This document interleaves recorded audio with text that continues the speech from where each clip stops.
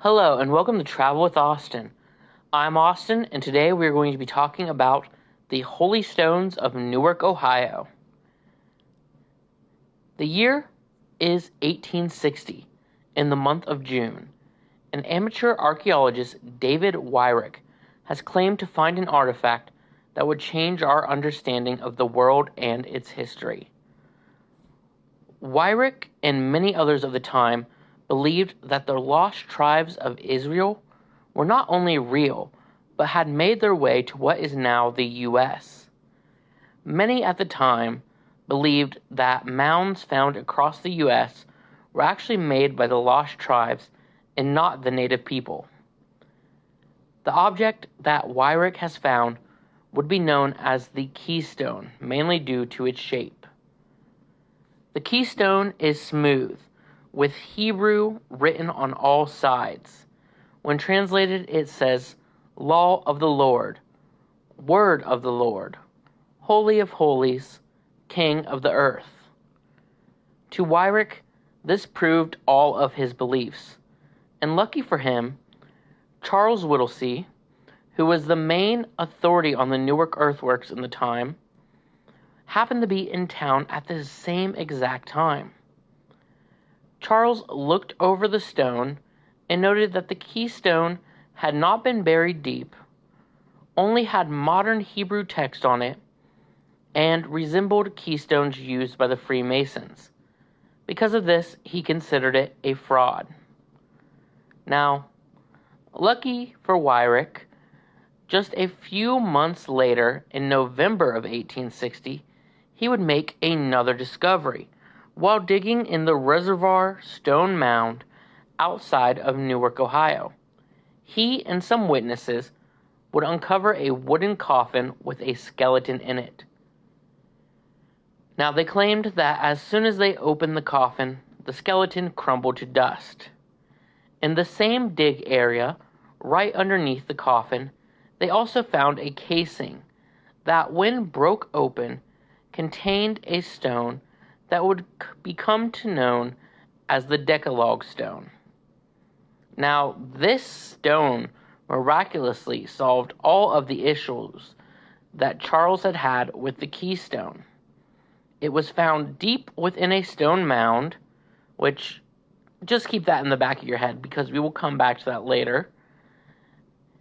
It did not look like anything the Masons would have made, and the text on it was in ancient Hebrew, not modern Hebrew. Now, of course, this discovery divided people. Some people, including Charles, remembered the fake Keystone just a few months earlier and were assured it was a fake. Others thought that it was solid proof of the lost tribes, and some even claimed that the skeleton in the coffin belonged to Moses himself.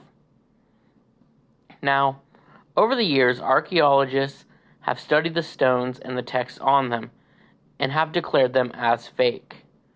In the 1990s, a Harvard University professor who studied the text on the stones confirmed that there were several errors in the text that would have only happened if someone was attempting to translate modern Hebrew back into ancient Hebrew.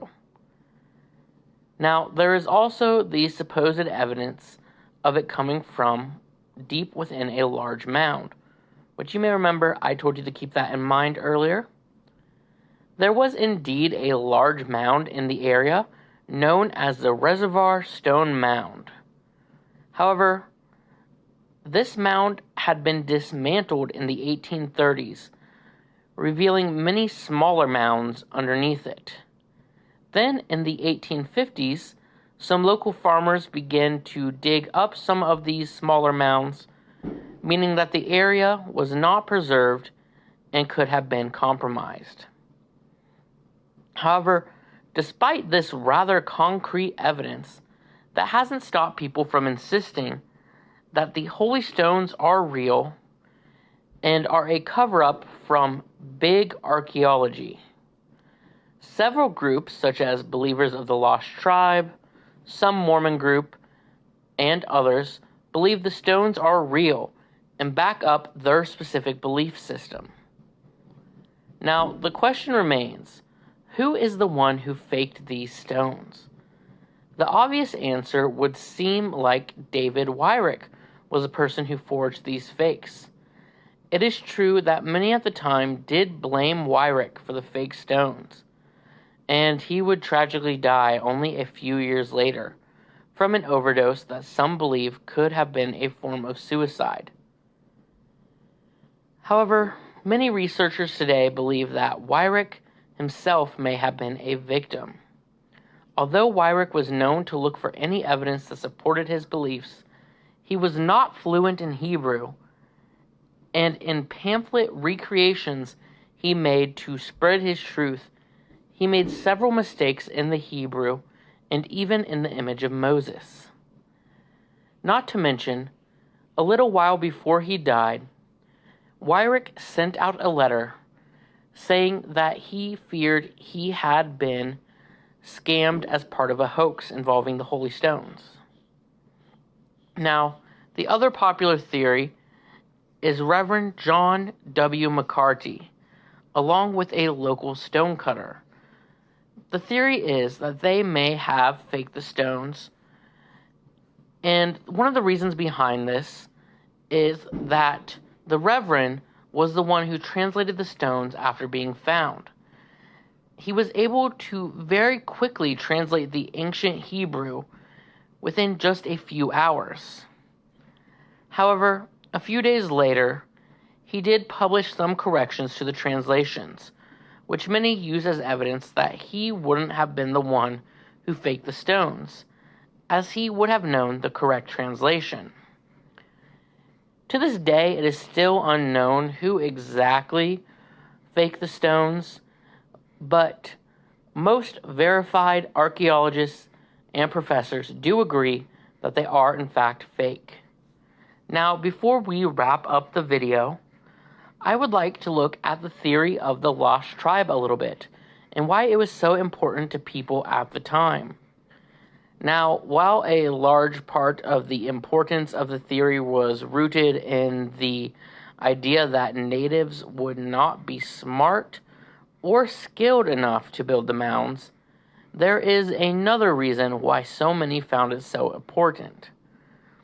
And I am most likely going to butcher this word, but that is monogism.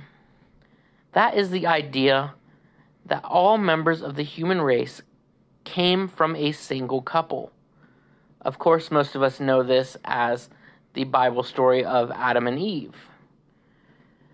But the reason that this became so important in the 1860s is that many use the argument that since all humans came from Adam and Eve, that all humans were treated equally under God's eye, and that slavery should be illegal.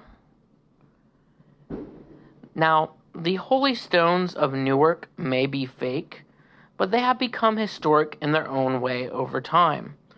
The stones are still on display in a museum in Coshocton, Ohio, along with displays and a dedicated iPad that cover the history and controversy of the fake holy relics. That is the history of the Newark Holy Stones, which still drive controversy to this very day.